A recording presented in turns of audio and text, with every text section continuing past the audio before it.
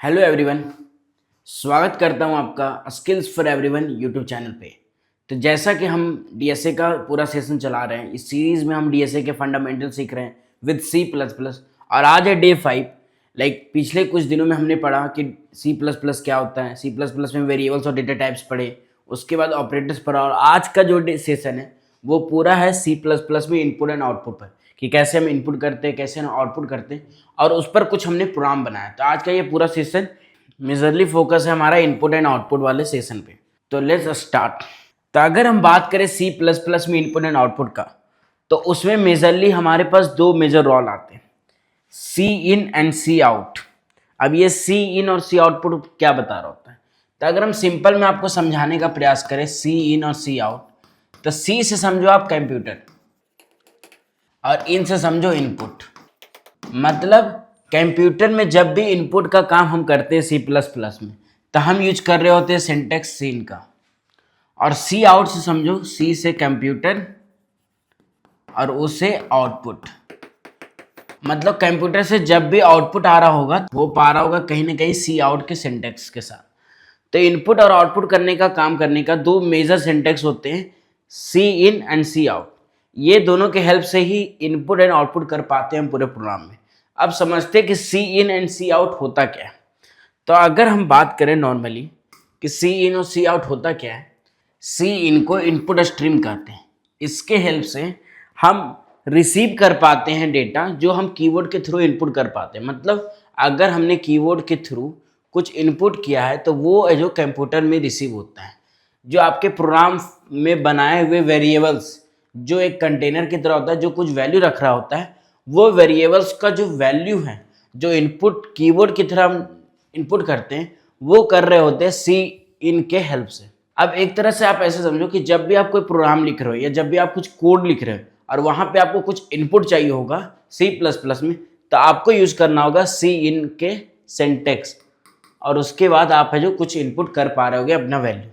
अब उसी तरह आता है सी आउट। सी आउट क्या होता है? तो सी आउट होता है आउटपुट स्ट्रीम।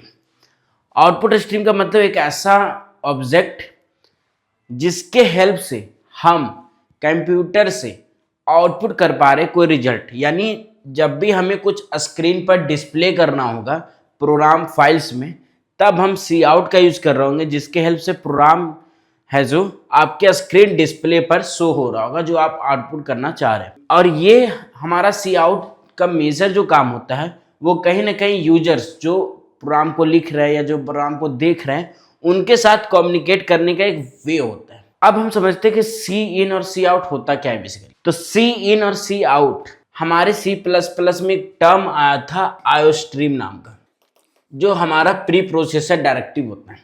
ये IO स्ट्रीम, यहाँ पे IO का फुल फॉर्म ही है इनपुट आउटपुट स्ट्रीम।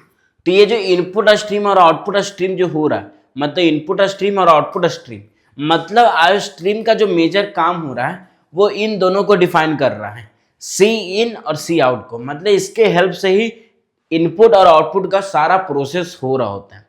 तो इसको जो नॉर्मली समझे तो both C in and C out are defined in the IO stream header file. IO stream क्या होता है? एक हेडर फाइल होता है। हेडर फाइल क्या होता है? ऐसा फाइल जिसके हेल्प से आप कुछ प्री डिफाइंड लाइब्रेरी को ऐड कर पा रहे होते हैं अपने प्रोग्राम फाइल्स में। और ये ऑलवेज है जो जब भी आप कोई भी प्रोग्राम लिख रहे होगे, क्योंकि जब भी आप कोई प्रोग्राम बना रहे होते हैं, जब भी कोई प्रॉब्लम को सॉल्व कर रहे होते हैं, तो वहां पर आपको यूज करना पड़ता है कुछ इनपुट एंड आउटपुट का कंसेप्ट। और उनको अप्लाई करने के लिए आपको हैज इंक्लूड आयो स्ट्रीम नाम का हेडर फाइल अपने सी प्लस प्लस प्रोग्राम के फाइल में इंक्लूड करते हैं। और ये हमेशा टॉप पर लिखा जाता है। जब भी सबसे ज़्यादा प्रोग्राम का लिखते हैं तो वहाँ पर आपको ये टॉप में लिखना पड़ता है।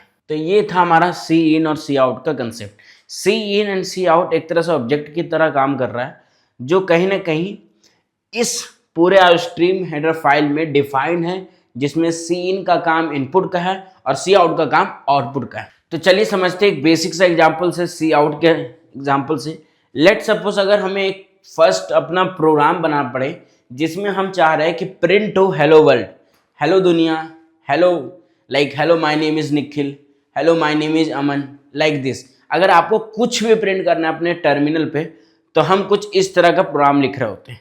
लाइक अगर हम सबसे पहला लाइन देखें तो हैच इंक्लूड आयोस्ट्रीम, ये हमें बता रहा है कि एक लाइब्रेरी को इंक्लूड किए हैं जिसमें आयोस्ट्रीम का काम है कि इनपुट और आउटपुट नाम के जो हमारे पास ऑब्जेक्ट्स है लाइक सी इन और सी आउट, इसके लिए वो चीज़ यूज की।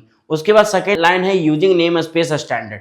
ये क्या बता रहा होता है कि हम जो C++ में कोड लिख रहे हैं वो कहीं ना कहीं स्टैंडर्ड है, और जब भी हम कोई लाइब्रेरी यूज कर रहे हैं तो वो मेक श्योर कि स्टैंडर्ड वे में ही इंट्रोड्यूस हो।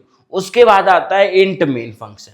इंट मेन फंक्शन मैंने अपने फर्स्ट सेशन में ही बताया था कि इंट मेन मतलब समझो कि जहां पे मेन फंक्शन आ गया मतलब आपका कोड का एग्जीक्यूशन वहीं से स्टार्ट हुआ है। मतलब जब भी कंपाइलर इस पूरे प्रोग्राम को चला रहा होगा तो वो मेन फंक्शन को देखेगा, अब मेन फंक्शन को देखते ही वो जो स्टार्ट कर रहा होगा वहां से कोड।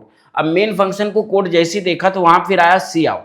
अब उसे लगेगा कंपाइलर को ये सी आउट होता क्या है, तो वापस से वो चेक करेगा पूरा प्रोग्राम, तब उसे दिखेगा कि अच्छा सी आउट के लिए एक हेडर फाइल ऐड किया गया था आयोस्ट्रीम नाम का, वहां से इंक्लूड हुआ है। सी आउट के बाद एक सिंबल लगा हुआ है दो बार angular bracket, open angular bracket. ये हमें बता रहा था कि सी आउट के साथ एक सिंबल है जिसके हेल्प से, मतलब एक तरह से बोल सकते हैं एक सेंटेक्स है, एक रूल है जिसके हेल्प से ये बता रहा होता है कि आउटपुट करने का काम कर रहा है। तो उसके बाद हमने लिखा डबल कोट्स, और डबल कोट्स में लिख दिया हेलो वर्ल्ड। आप हेलो वर्ल्ड की जगह पे कुछ भी लिख सकते हैं जो आपको प्रिंट करना हो अपने आउटपुट टर्मिनल पे। जैसे ही आप डबल कोट्स के अंदर कुछ भी इंसर्ट कर रहे होते, चाहे टेक्स्ट हो चाहे कुछ भी हो, और वो सी आउट के साथ हो रहा था, वो डायरेक्ट सेम टू सेम आपको डिस्प्ले हो रहा होता है आपके आउटपुट में अपने प्रोग्राम फाइल्स में। और उसके बाद आया रिटर्न जीरो। रिटर्न जीरो बता रहा होता है कि जब मेन फंक्शन हमने किया तो फंक्शन भी एक तरह का वेरिएबल है, अब वेरिएबल के साथ हम हमेशा यूज कर रहे होते हैं डेटा टाइप।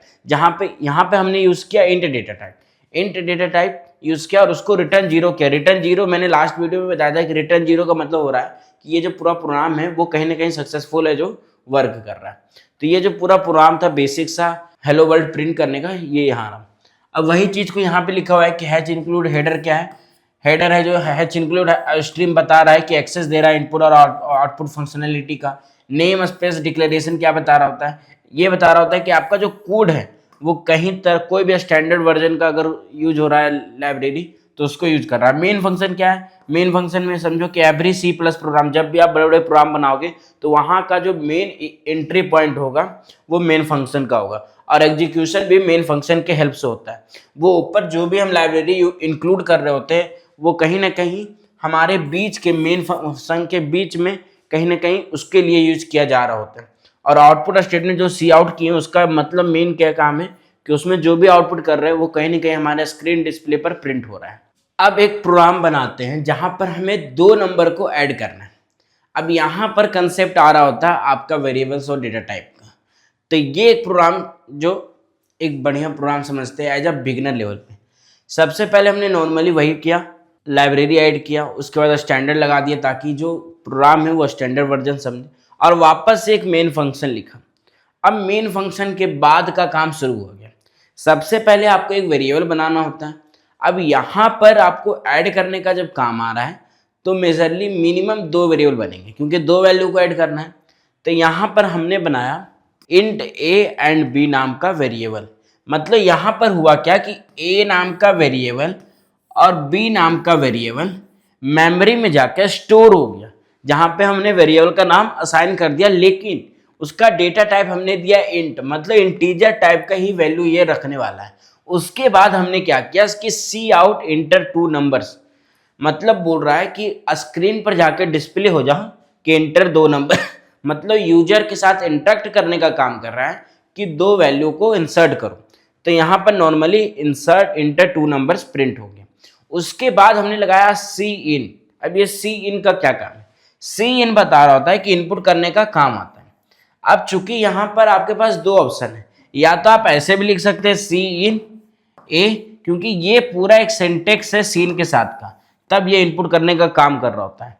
तो सी इन ए सेमीकोलन बता रहा होता है कि वो लाइन खत्म हुआ है, और वापस से सी बी ऐसे भी लिख सकते हो, बट मेजरली लाइक एक ही लाइन में खत्म करना होता है तो आप नॉर्मली लिख सकते हैं सीन ए और उसके बाद फिर से वो वाला सिंबल लगा के बी लगा सकते हैं। इससे क्या हुआ कि एक ही लाइन में आपके मल्टीपल वैल्यू एक साथ इंसर्ट हो गए और उसके बाद वापस से सी आउट के बाद डबल कोट्स में सम इज इक्वल टू, मतलब जो डिस्प्ले पर प्ले होगा वो कहीं ना कहीं सम इक्वल टू जरूर लिखा होगा, तो सम इक्वल टू, और यहाँ पर लिखा है ए प्लस बी। अब देखो यहाँ पर एक चीज आया, ए आया, ए का वैल्यू जो आपने दिया होगा, लाइक एग्जांपल यहाँ 15 और 25 है, तो यहाँ 15 आ गया, अब ए में 15 आ गया, अब बी में 25 आ गया। और कहीं ना कहीं ये जो प्लस आ रहा है वो क्या है, ऑपरेटर है। कौन सा ऑपरेटर है, अर्थमेटिक ऑपरेटर में एडिशनल ऑपरेटर, जो हमने आपको लास्ट सेशन में बताया था, पूरे ऑपरेटर्स का चर्चा किया था। तो वहां पर ए और बी का वैल्यू आया 15 और 25, और 15-25 को जैसे ही इंसर्ट किया तो इन दोनों को जोड़कर 40 हुए और आपके रिजल्ट में आ गया सम इज इक्वल टू 40, और यही आपको प्रिंट हो गया। तो इस तरह से कुछ प्रोग्राम बन रहे होते हैं। लेकिन यहाँ पर एक चीज समझने वाली बात है कि जब आप इंसर्ट कर रहे होते हो दो वैल्यू, तो वहां पर मेक श्योर कि जब आप पहला वैल्यू इंसर्ट किए, लाइक मान लीजिए 15 की, तो वहां पर आपको या तो इंटर या तो स्पेस दबाना होता है, ना कि आपको ऐसे 15 और 25 लिख दिए एक साथ तो वो जोड़ देगा, नहीं, वो कंसीडर कर देगा कि ये एक ही नंबर है। इसलिए अगर आपको दो नंबर का इंसर्ट करना है तो 15 स्पेस या इंटर दबाइए और फिर 25 दबाइए और उसके बाद वो ऐड कर रहा होगा। लाइक अगर आप सिर्फ 15-25 नहीं बल्कि दुनिया का सबसे बड़ा बड़ा नंबर भी ऐड करना चाहते हो तो आराम से आप ऐड कर सकते हैं। तो प्रोग्राम बनाने का मेजर जो कंसेप्ट यही था। लाइक अगर हम छोटा अपना एग्जांपल रियल लाइफ में बात करें, हम लोग अपने डेली लाइफ में कैलकुलेटर यूज कर रहे हैं, अब वहां पर है जो सिर्फ नंबर को लिखते हैं और प्लस दबाते हैं और उसके बाद दूसरा नंबर दबाता है, इक्वल जैसे ही लिखते हैं तो तुरंत ही आउटपुट आ रहा होता है। कहीं ना कहीं वो उसमें भी एक प्रोग्राम बनाया गया है एडिशन का, और वहां पे यही कंसेप्ट यूज कर रहा है सम नाम का, और वो वापस से आपको जो कैलकुलेटर के ऐप में दिखा रहा होता है। तो इस तरह से कुछ काम कर रहा होता है हमारा प्रोग्राम हमारे सॉफ्टवेयर में। वही चीज को यहाँ पे लिखा गया है, वेरिएबल डिक्लेरेशन किए, सबसे पहले ए और बी का नाम का दो इंटीजर वेरिएबल बनाए और स्टोर किए इनपुट के लिए हमारे मेमोरी।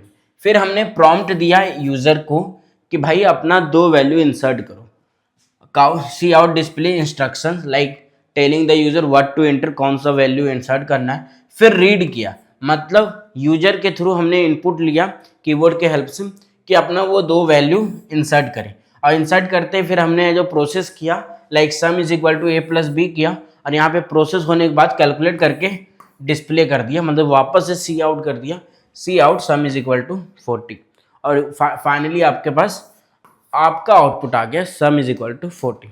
तो इस तरह से कुछ काम कर रहा होता है एडिशन ऑफ टू नंबर्स।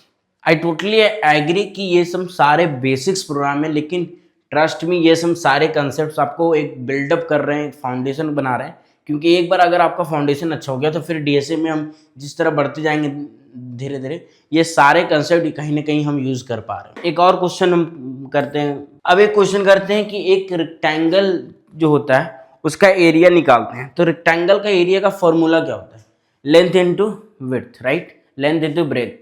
मतलब क्या होता है, तो अगर हमको एक रेक्टेंगल का एरिया निकालना होता है तो सबसे पहले हम नॉर्मली मैथ के हिसाब से समझते हैं कि रेक्टेंगल का एरिया अगर हमें निकालना है तो हमें दो चीज चाहिए, उसकी लंबाई और उसकी चौड़ाई, मतलब लेंथ और ब्रेथ। तो हम नॉर्मली क्या करेंगे, कुछ नहीं करेंगे, प्रोग्राम में हम जाके यूजर से बोलेंगे कि उस रेक्टेंगल का लेंथ दे दो और ब्रेथ दे दो, और उसके बाद दोनों को इंटू कर देंगे और फाइनल रिजल्ट आ जाएगा। तो ये नॉर्मल सा एक फ्लो चार्ट हो गया। मतलब अगर नॉर्मली समझे कि ये काम कैसे किया, तो अगर हम फ्लो चार्ट पढ़ते हैं, नॉर्मली हुआ कि स्टार्ट द प्रोग्राम, स्टार्ट किए, स्टार्ट करने के बाद हम जो इनपुट लिए वैल्यू, इनपुट, लेंथ और ब्रेथ, राइट, उसके बाद हम जो इसको प्रोसेस किए, क्या किए, प्रोसेस, जहां पे लिखे area is equal to length into breadth, और वापस से हम क्या किए, इसको प्रिंट कर दिए, प्रिंट एरिया। यही एक नॉर्मल सा सॉल्यूशन है, इसमें कुछ है नहीं। हम दो वैल्यू लेंगे, इनपुट एंड आउटपुट, लेंथ और ब्रेथ को, और वहां पे इनटू करके वापस से प्रिंट कर देंगे। तो ये कुछ ऐसा फ्लो चार्ट था। बट इसको एक बार जब आप किसी भी प्रॉब्लम को फ्लो चार्ट बना लेते हो कि कैसे उस प्रॉब्लम को अटेम्प्ट करना है, कैसे उसको सॉल्व करना है, तो बाकी कोड में लिखना कोई बड़ी बात होती नहीं। तो यहाँ पे सेम चीज़ें थी, वहाँ पे दो नंबर को ऐड करना था, यहाँ पे दो नंबर को इनटू करना है। बट यहाँ पर एक चीज़ मैं आपको समझाना चाहता हूँ कि जब भी आप कोई वेरिएबल बना रहे होते हो तो मेक श्योर कि वो जो वेरिएबल का नाम है, आप कुछ भी लिख सकते हो, एग्री, बट वो जो नाम है अगर रिलेवेंट रहता है तो कहीं ना कहीं आपके लिए भी अच्छा रहता है।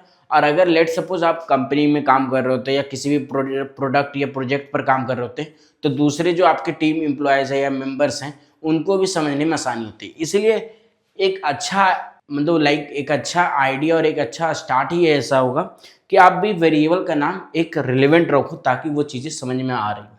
तो यहाँ पर नॉर्मली अगर हम देखें इस पूरे प्रोग्राम में तो हमने सेम चीज़ें वही किया, स्ट्रीम इंक्लूड किया, यूजिंग नेम स्पेस किया, फिर मेन फंक्शन स्टार्ट किया और यहाँ पे लेंथ और ब्रेथ को इंट नाम का डेटा टाइप बना दिया। और उसके बाद हमने बोला इंटर लेंथ और विथ, मतलब लेंथ और विथ को इंसर्ट करो। यहाँ पर प्रिंट हुआ। अब यूज़र ने इंटर किया 12 और 8 स्पेस देखा, मतलब 12 और 8 इनपुट हो गया। फिर area is equal to length in with किया 12 इंटू 8 मतलब 96, area is equal to 96 print हो गया। तो ऐसे ही कुछ काम कर रहा होता है। तो यहाँ पर अगर हम समझे तो यहाँ पर भी हम ऑपरेटर यूज कर रहे होते हैं जो अर्थमेटिक ऑपरेटर है जिसमें इनटू है जो मल्टीप्लिकेशन का काम कर रहे हैं। इसमें अगर हम बात करें कि मीनिंगफुल वेरिएबल्स कौन से थे, वही बात कर रहा हूँ कि जब भी आप कोई भी वेरिएबल बना रहे होते हो तो मेक श्योर कि वो मीनिंगफुल हो, मतलब वेरिएबल का जो नाम है वो मीनिंग बता रहा हो, कुछ मीनिंग बता रहा हो। जो हमने यहाँ पर लेंथ और विथ का जो नाम रखा था वेरिएबल में वो एक मीनिंग बता रहा होता है कि अच्छा यहाँ पे लेंथ लिया जा रहा है और यहाँ पे विथ लिया जा रहा है। उसी तरह अगर मैथमेटिक ऑपरेटर की बात करें, यहाँ पर इनटू जो काम कर रहा है वो कहीं ना कहीं C++ में मल्टीप्लिकेशन का काम कर रहा है जिसके हेल्प से हम एक एक्सप्रेशन को सॉल्व कर पा रहे होते हैं।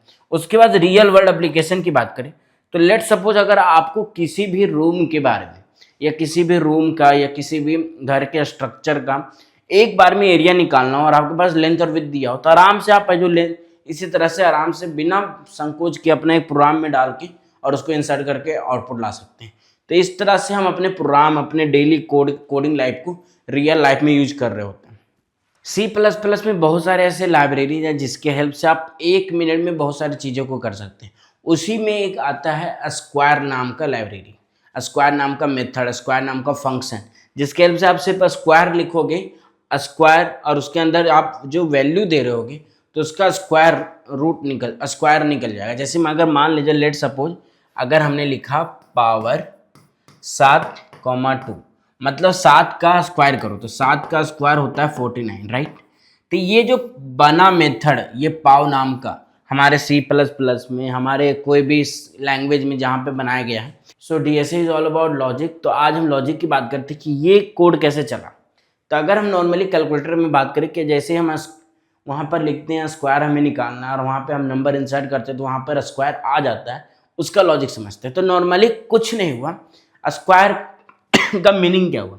स्क्वायर का मीनिंग अगर हम नॉर्मली मैथमेटिक्स में बात करें कि अगर कोई नंबर दिया हुआ है, लेट सपोज x दिया हुआ है या लेट सपोज y दिया हुआ है, तो अगर हम उसको उसी के साथ गुना करते हैं तो हमारा स्क्वायर हो जाता है। लाइक x का power 1 is equal to x और y का 1 पावर y। अगर उसी तरह x का पावर अगर हम 2 लिख दें तो x इंटू एक्स और y का पावर स्क्वायर 2 कर दें तो y इंटू वाई। मतलब बोल रहा है कि यहाँ पर जो पावर है अगर उसी को उसी के साथ गुना कर दें तो हमारा स्क्वायर निकल रहा होता है। तो हम नॉर्मली क्या ऐसा कर सकते हैं कि एक बार हम x का वैल्यू ले लेते हैं और रिजल्ट में क्या कर रहे होते हैं कि उसको उसी के साथ गुना कर दे रहे होते हैं और वो एक फंक्शन बना लेते हैं और उसी में इंसर्ट करके दिखा देते हैं कि ये प्रोग्राम चल गया। तो लेट्स इसको पूरा हम समझते हैं फ्लो में कि कैसे हुआ काम। तो वापस से वही हुआ कि सबसे पहले हेडर फाइल इंक्लूड किया क्योंकि वो इंपॉर्टेंट है। फिर स्टैंडर्ड लाइब्रेरी यूज किया गया ताकि पूरा कोड है जो स्टैंडर्ड हो पाए। फिर जो मेन फंक्शन स्टार्ट किया जहाँ से कोड स्टार्ट हो रहा होगा। और इंट नम क्या, अब नम क्या है? नम मतलब नंबर, वहाँ नंबर बता रहा है क्योंकि वेरिएबल मेक श्योर कि आपका मीनिंगफुल हो इसलिए उसने नम लिखा। और इंट क्यों लिखा? इंट इसलिए लिखा कि आपका वो नम नाम का वेरिएबल बनाया गया, नम नाम का वेरिएबल बनाया गया मेमोरी में जो इंट नाम का डेटा टाइप यानी इंटीजर टाइप का वैल्यू रखता। उसके बाद सी आउट किया इंटर अ नंबर, मतलब डिस्प्ले किया स्क्रीन पर एक यूजर को कि आप अपना एक नंबर दो जिसका स्क्वायर निकालना चाह रहे हैं। तो वो प्रिंट हुआ डिस्प्ले पर और वहां पर यूजर ने 7 दिया। लेट सपोज अगर यूजर अपने अपने अनुसार से अलग अलग वैल्यू देते तो कोई इशू नहीं हो रहा होता। फिर हमने क्या किया कि सी आउट स्क्वायर लिखा। स्क्वायर क्यों लिखा? क्योंकि वो मीनिंग बता रहा होता है। जब भी आप कोड में या किसी भी प्रोग्राम में जब आप अपना मीनिंगफुल चीज लिख रहे होते हैं ना तो ये कहीं ना कहीं आपके लिए बेटर प्रैक्टिस और अगलों के लिए भी अब बेटर अंडरस्टैंडिंग हो पा रहा होता है। और उसके बाद हम लिखें नम इंटू नम, मतलब जो हमारे पास वैल्यू दिया गया या जो हमने इनपुट किया उसको उसी के साथ गुना कर दो और रिटर्न कर दो, क्योंकि स्क्वायर के यही एक मेथड है, स्क्वायर के यही एक लॉजिक है। तो नम को जब नम के साथ इंटू किए तो 7 इंटू 7 इक्वल टू 49, और ये आपका आंसर आ रहा होता है। और आपको लग रहा होता है कि पता नहीं कैसे इतना जल्दी कर दिया, पर एक्चुअली ये जो कोड बड़ा सिंपल रहता है, लॉजिक बड़ा सिंपल था कि आप बेसिकली उस नंबर को उसी के साथ गुना कर रहे होते हैं और ये आपका कोड खत्म। तो कुछ इस तरह से काम कर रहा होता है आपका पूरा एक प्रोग्राम। अक्सर हम लोग डेली लाइफ में एवरेज का रूल बहुत यूज कर रहे होते हैं, लाइक अपने स्कूल्स में मार्क्स जब निकालना होता है, परसेंटेज निकालना होता है, या अपने डेली लाइफ में लाइक लाखों लोगों को देखते हैं और उसके अनुसार से एवरेज का कुछ कंसेप्ट यूज कर रहे होते हैं अपने मैथ में। तो आज एवरेज पर एक है जो कंसेप्ट लेके आया हूँ कि एवरेज का प्रोग्राम कैसे बनाते हैं। तो ये एक ऐसा एग्जाम्पल है जिसमें हम 2 या 2 से अधिक को यूज कर रहे होंगे।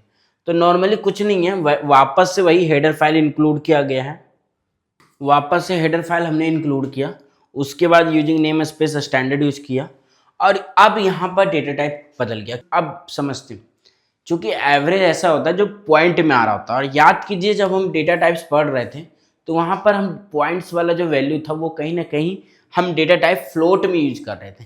तो आज हम फ्लोट का जो डेटा टाइप है वो भी यूज किए यहाँ पर। अब फ्लोट में हमने 3 वैल्यू लिया क्योंकि 3 वैल्यू का एवरेज निकालना होता है। अब हम नॉर्मली आपसे पूछते हैं, कमेंट में जरूर बताना कि एवरेज का फॉर्मूला क्या होता है। तो एवरेज का फॉर्मूला हो रहा होता है कि total add of value by total number of value. मतलब जितना आपके पास नंबर है, लाइक लेट सपोज आपके पास 3 नंबर है, तो वो 3 टोटल हुआ, नंबर कितना टोटल नंबर है, और टोटल उन तीनों को ऐड करके कितना है। बस यही एक लॉजिक होता है अगर एवरेज की बात करें तो वही हम किए। इंटर 3 नंबर्स, 3 नंबर को इनपुट किए वापस से फ्लॉट में तो आप जो परसेंटेज में भी डाल सकते हैं, मतलब पॉइंट में भी आप जो अपना पॉइंट में भी नंबर डाल सकते हैं। और यहाँ पर इनपुट करके सीन में XYZ ले लिए और वापस वही की। अब यहाँ पर एक क्वेश्चन आ रहा होगा कि क्या सर हमको अगर इनपुट में इंटीजर की जगह फ्लॉट चाहिए या स्ट्रिंग का वैल्यू चाहिए या कैरेक्टर का चाहिए तो हमें इनपुट करने के लिए कुछ और तरीका नहीं। इनपुट का सेम तरीका है कि आप अपना डेटा टाइप जो आप वेरिएबल बनाए उसको आप इंसर्ट कर दो वहाँ पे और वो नॉर्मली आपको इनपुट कर रहा होगा। वापस से यहाँ पे सी आउट एवरेज लिखे, मतलब एवरेज इक्वल टू तो प्रिंट होने ही वाला। अब यहाँ पर लॉजिक आया x + y + z, इसको नॉर्मली जब ऐड किया गया लेट सपोज हम 10, 20 और 30 लिए और इन तीनों को ऐड किए तो 60 हुआ। अब 60 को 3 से भागा दिए तो 20 हुआ और टोटल एवरेज कितना आना चाहिए था 20। अब यहाँ पर यूजर ने अलग अलग वैल्यू लिया और उसके हिसाब से कैलकुलेट करके ये रिटर्न दे दिया। तो कुछ इस तरह से काम कर रहा होता हमारा एवरेज का प्रोग्राम। तो इस तरह से हम लोग नॉर्मली समझ सकते हैं कि डेली लाइफ में हम अलग अलग प्रॉब्लम को सॉल्व कर रहे होते हैं कहीं ना कहीं प्रोग्रामिंग के हेल्प से। और बड़े बड़े प्रोग्राम्स आने वाले सेशन में हम डीएसए के बड़े बड़े प्रोग्राम सॉल्व कर रहे होंगे जिसमें हमारा ये फंडामेंटल्स बहुत काम आ रहा होगा। अब बात करते हैं ये x + y + z जो पैरेंथेसिस था वो क्या होता है। अगर हम नॉर्मली मैथमेटिक्स की बात करें तो हम लोग मैथमेटिक्स में भी सबसे बड़ा टर्म आता है कैलकुलेशन में, एक हमारे लाइक बचपन के लेवल में होता है बोर्ड मास। कमेंट में बताना कि बोर्ड मास आपने कभी सुना है कि नहीं, जहाँ पे बी हमें बता रहा होता है कि ब्रैकेट का सबसे पहले लॉजिक काम कर रहा होता है। तो वही कंसेप्ट यहाँ पर भी यूज हो रहा होता है कि पहले ये पैरेंथेसिस को प्रायोरिटी देता है और उसको सॉल्व करके फिर हमारा आगे का टर्म यानी डिवाइड का काम कर रहा होता है और उसके बाद डिवाइड करके आउटपुट दे रहा होता है। तो बस यही सब चीज़ें थी, जैसे जो like coding is always about कि मैथमेटिक्स में अगर आप लॉजिक बना पा रहे हो, कैसे सॉल्व कर पा रहे हो प्रॉब्लम को, तो कोड में आप आसानी से कर पा रहे होते हैं और उसके हेल्प से आप बड़े बड़े सॉफ्टवेयर और बड़े बड़े प्रॉब्लम को सॉल्व कर पा रहे हो। तो आज का अगर हम बात करें, आज के फंडामेंटल्स, आज के अगर लॉजिक्स की बात करें तो नॉर्मली आज का क्या रहा क्लासेस, क्या आप कहीं ना कहीं हेलो वर्ल्ड फाउंडेशन सीख चुके हो। आप जो फाउंडेशन सीख चुके हो कि कैसे एक प्रिंट कर सकते हैं हेलो वर्ल्ड का प्रोग्राम, कैसे आप इनपुट है जो इंटरेक्टिव वे में ले सकते हैं और कैसे एक छोटा छोटा प्रॉब्लम सॉल्व कर सकते हैं, लाइक कैलकुलेटर बना सकते हैं, एडिंग कर सकते हैं, सब्ट्रैक्शन कर सकते हैं, मल्टीप्लिकेशन कर सकते हैं, डिवाइड कर सकते हैं। और हाँ, आप लोग के लिए एक काम करना, एक क्वेश्चन दे रहा हूँ, उसका आंसर मुझे जरूर बताना कि इसका आंसर क्या होगा और इसका आउटपुट क्या होगा। इन दोनों का आउटपुट कमेंट में बताना कि क्या होगा। और यहीं पर आपने ये भी समझा कि हेडर फाइल कैसे काम कर रहा होता है, कैसे आयो स्ट्रीम का क्या क्या रोल है, ऑपरेशन मैथमेटिकल ऑपरेशन कैसे काम कर रहा होता है, और data type like integer, float ये सब यूज़ किए थे। तो आज का ये जो पूरा सेशन था ये आपके फंडामेंटल्स इनपुट एंड आउटपुट पर था। नेक्स्ट क्लास में हम लोग विथ प्रैक्टिकल स्टार्ट कर रहे होंगे, जहाँ पर प्रोग्राम्स बना रहे होंगे, फंक्शंस पढ़ रहे होंगे। तो अगर आपको ये वीडियो अच्छा लग रहा हो तो हमें सपोर्ट कीजिएगा लाइक करके, और कमेंट करना ना भूलिएगा अगर कोई भी ऐसे टॉपिक जहाँ पर आपको कन्फ्यूजन हो रहा हो। तो तब तक के लिए टेक केयर, बाय, एंड मिलते हैं अगले सीरीज में। Bye, take care.